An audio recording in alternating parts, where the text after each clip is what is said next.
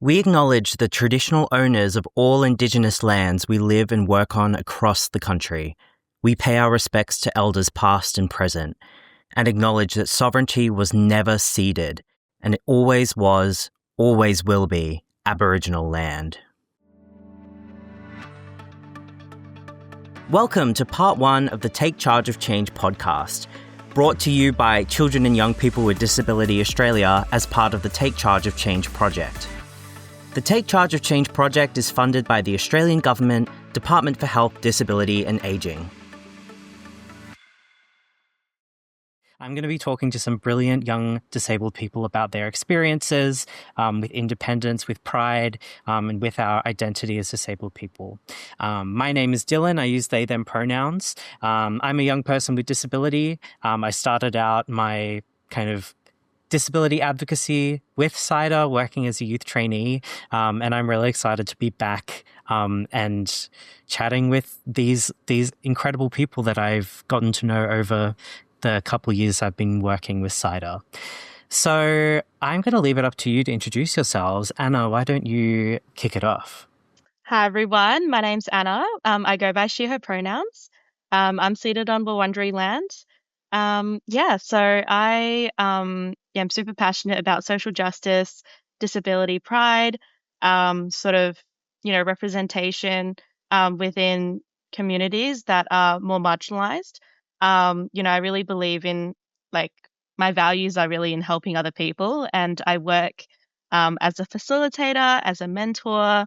I do a lot of public speaking. I work in advocacy. I do a lot of co-design, co-research.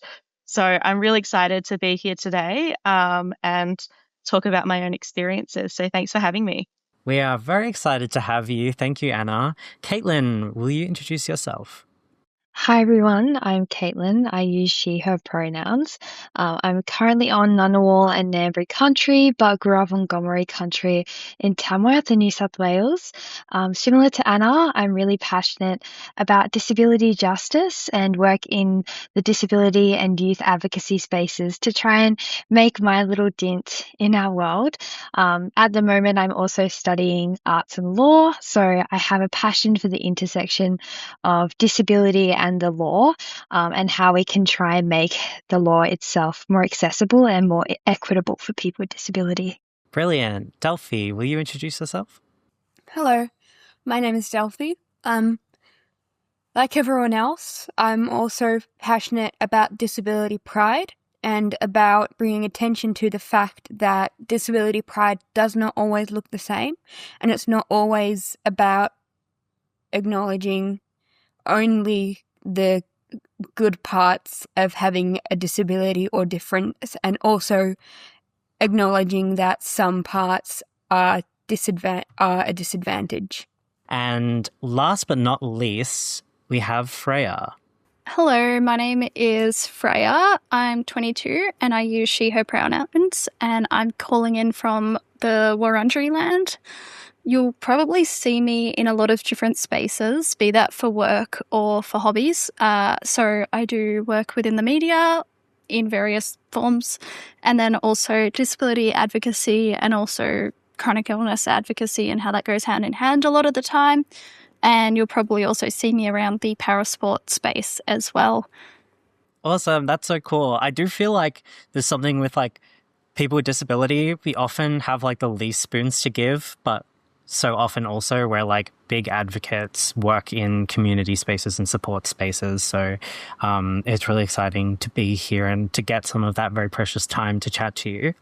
I don't know if anyone else, I tend to keep up with people's lives on Instagram because I don't go out a huge amount.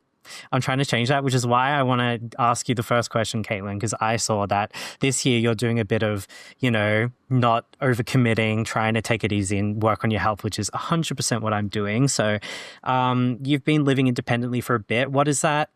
What is your relationship with that right now? Yeah, so I've committed this year to not overcommitting, like you said, and I'm trying to show a little bit more of what Delphi was talking about, and that's some of the nuance of having pride and disability, but also what everyday life looks like as a person with disability. I moved out of home when I was 18 to move to study at university, and I think initially, like meeting new people, it was almost like I had to introduce my disability to them again, and try and find a community where I felt safe. But also, it meant that I put a lot of my access needs on the back burner because I thought that it was like I had to do a slow introduction and that I couldn't just like go in as my full self and show them to the world of disability that I was experiencing. I was worried that it would be too much, or that I would be alienated for my access needs. But I think over time, I've really realized the importance of showing up with my access needs, because it's so important to how I show up in the world as a person and as a whole. I think I spent a lot of time thinking about how I would get home or that I was tired and exhausted and when would this interaction end, rather than enjoying the time that I was spending out or, even by myself. So I think living independently is such an interesting turn of phrase, because I think I rely on a lot of people around me to be able to do that. I've been really fortunate to have my partner live where I'm living as well, which has been a great support to me, but also being able to access, medical support and treatment, and, get support from home as well, to be able to, think about what appointments I need to make and to have some accountability for my medical health as well. So I think it's less about independence in the way of like I can do everything on my own. I don't need anyone's help, but also acknowledging that if I do that, that comes at a massive cost to my health and my well-being. So creating a community is really important. And yeah, like I said, showing up as my whole self is one way I'm trying to make that a bigger part of my life. Yeah, and so you're a couple years older than 18 now. Like, how long do you think it took you to kind of learn your limits and learn what you needed to flourish independently? I think I'm still learning that now. I have massive medical anxiety, so I'm trying to manage that and have health appointments and be able to look after my health, alongside, not procrastinating my health, are things that I'm currently trying to balance at the moment. But I think I've gotten a lot better over the past couple of years at saying no to things and actually prioritizing rest as a form of recharging, but also being able to show up for the people in my life. Yeah, so I think the challenges have changed to what I initially had when I was 18. But now being 20 as well, I think there's a lot more like administrative burden that comes with being disabled, as well as, trying to be financially independent and be a good student and be a good employee. So I think I think I'm now in a place where I can try and make a routine out of some of the trial and error habits I've built over the last 2 years. Yeah, I mean, wish you all the best. I feel like, I don't know, maybe this year is the year. I feel like a lot of disabled people I know are like really drawing a line this year and trying to like really prioritize themselves. Delphi, what do you feel when you think about, becoming an adult and living independently? For me, living independently means living by myself and being financially independent with my own method of transport. Like, I would like to have a car and financial independence to maintain said car. I quite like the idea of living in a small apartment. So I guess for me, living independently looks like that. Just me living by myself with a cat and a fish in a small apartment and not needing to be financially dependent on people around me. Yeah, and Caitlin touched on it a bit, about those kind of considerations you have to make when you have disability, the kind of extra planning you need to do. And I feel like, Delphi, you've got like quite a strong understanding of what it is that you need. So do you want to talk about like something an event or something you would plan in the future and like the considerations that go into that. Assuming that you're talking about, for example, planning a night out, I would have to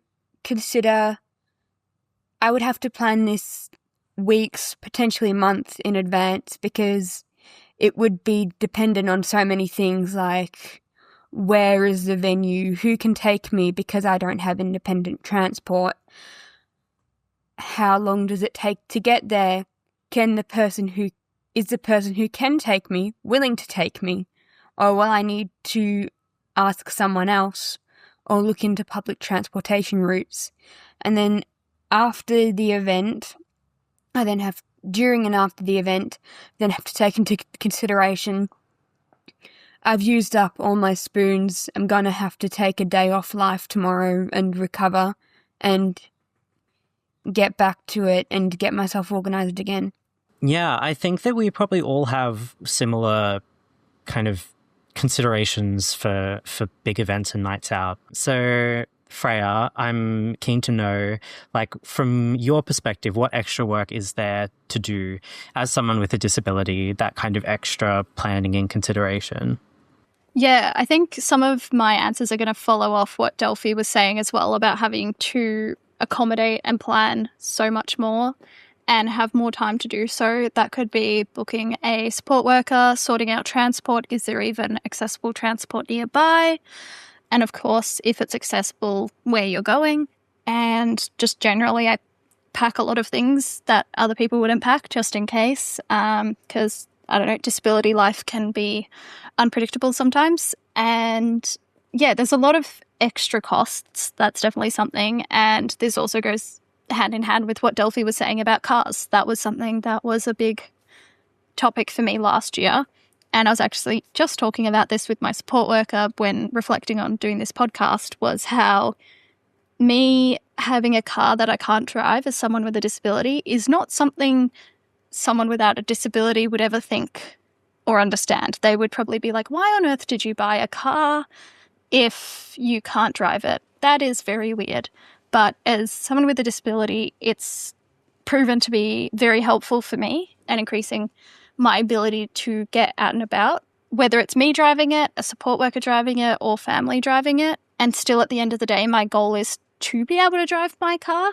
And this whole process that I've had with driving is, again, something that seems to very much shock those who don't have a disability, with how long it's taken and how drawn out it has been, and needing to rely on all these different processes which have all sorts of wait times that are unpredictable, and being reliant on being a proof of funding, being a proof of lessons, and having to go through all these processes, which kind of falls into why eventually I realised there's no point waiting to get a car, because who knows how long it's going to be, and it's going to benefit me regardless if it's me driving it or not. Yeah, because I know you had all those considerations of like, will my wheelchair fit in the boot, and all of those kind of things you had to be really picky about when choosing the car. But then if you can't get the adjustments that you need to the car after you get it, then there's still like steps to be taken. Yes, absolutely. There was so many more considerations with what to pick for the car, and going into it, I didn't realize just how specific it was going to end up being. I didn't realize how few cars had a boot that was going to fit my wheelchair in one piece. I know a lot of people do break down their wheelchair, but for me, I just know as someone with limited spoons per se, which is kind of like a way of gauging your energy throughout a day, as someone with health issues and fatigue, I knew that ease of putting it in and out multiple times a day was something I wanted to prioritize because it all adds up. So that was something that I quite valued in a car, and it turned out there was not many. So that narrowed down my choices for those that could be easily put in without having to break it apart. And then came more supportive seating, which I've learnt over time that I would need, and being able to fold down the back seats on my own to be able to fit sporting equipment in there as well. And then also still being able to accommodate having a passenger, the driver, another friend, and a dog. So there was definitely a lot of criteria, not to mention then needing to find a car that had suitable technology that would be helpful and would one day be possible to adapt. However, I have since realised that the time it takes to get those adaptions installed in my car, it may be too old of a vehicle by the time that gets approved, but that's an issue for down the road when that happens. So I'm just letting the world be for now in terms of that. But that's kind of another thing, is taking into account not only how old or how new your car has to be for it to be able to be adapted, but how long it takes to get adaptions and how old your car will then be by the time you get approved for them. Anna, I'm sure you have similar kind of adjustments and considerations that you make in your day-to-day. Yeah, absolutely. I think in terms of, for me, like the extra work that I feel like I have to do as someone with a disability, obviously, like, having to manage like social dynamics when there isn't sort of, I imagine it as like a guide map in my brain on how to navigate what is appropriate socially and what isn't. And I usually mask a lot as well. So, for example, doing small talk doesn't come easily for me. So I've stood too close to people by accident, which made them feel uncomfortable, or asking two questions that were like a little bit too personal. I didn't know that was inappropriate, because that was something that I felt comfortable sharing. So I sort of assumed that other people were comfortable as well. So those kinds of things were like things that I struggled with.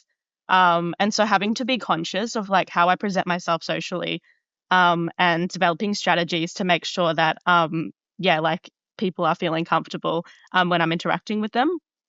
I think also like having to manage like sensory issues, for example, like incredibly loud noises, like construction, and being in like overcrowded spaces with too many people talking at once. I think that can be quite challenging for me. And I imagine that's like just like really fatiguing, like kind of piling onto each other. Yeah, like sort of like having to, for example, like having to explain to people why I struggle with time management and organizational skills, like again and again, and asking me why I can't do something so simple. And I think for me, it's like, what might be simple for someone who is neurotypical might not be simple for someone who is neurodiverse. So just understanding that, like, I guess everyone has different like capacities in terms of what they can do, and not making assumptions about what people are capable of and stuff. Obviously it's like important to like learn strategies as well, but I think, yeah, just having to explain myself, having to also like look for jobs maybe that were a little bit more inclusive, and yeah, sort of, and care about like, the well-being of their staff, and like care about, like having important like, values, and having a culture that is really healthy. I think that's really important for me as well. So those are the kind of things. Obviously, I think neurotypical people can relate to some of these, but I think for a neurodivergent young person like myself, I think I definitely need to put a lot more effort and thought into these kinds of things in my daily life. Yeah, and it's like the effort isn't just kind of changing the way that you act, or kind of trying to fit in, but also trying to like dealing with other people's expectations of you and their judgments of you. Like, it's not just 100%, yeah, something you find difficult. It's also like other people aren't going to understand that. I think nowadays, I think there's a lot more awareness around invisible disabilities, and like how that sort of plays out. But I still think that there's a lot more education that people can get, and learn about neurodivergent, people in general, because we struggle so much, but oftentimes we hide it and it's invisible, especially for neurodivergent young people in specifically. So, I think it's like really good to educate yourself as well. If you do have the time and space, if you do have any neurodivergent friends or family, or like anyone in the community, to understand them better. Yeah. And I'm keen to know about your relationship to like living independently, becoming financially independent. What does that mean to you? 100%. I mean, at the moment, I'm actually not living independently. I'm still living with my family. However, I do All have of a those couple of things. jobs that I've been maintaining, which has been, super positive for me. And I think that sort of having financial independence means having like really like choice and control over my own life, and what I can do with things. So it looks like being able to be not only just financially independent, but also being independent in my own thinking and decision making, like a proper adult. It also looks like, having the freedom to live life in the way that fits me, whether that's being able to like use money to purchase, um, experiences, for example, like going out with my friends and like having a nice meal or going to a concert, for example, those kinds of things. Like being able to make those choices in my life, has been really, really positive. Yeah, you've like, I can tell you've like made a lot of steps towards independence. I think that, you can live independently even when you're still living with family. Oh yeah, 100%. Thank you so much for listening to our Take Charge of Change podcast. At CIDR's website, cidr.org.au, there is a whole host of resources under our Take Charge of Change project. There are more podcasts you can listen to. There are blogs of experiences of young people with disability. There's life planners. There's all sorts of things that you can do to tackle the big changes in your life. cidr.org.au.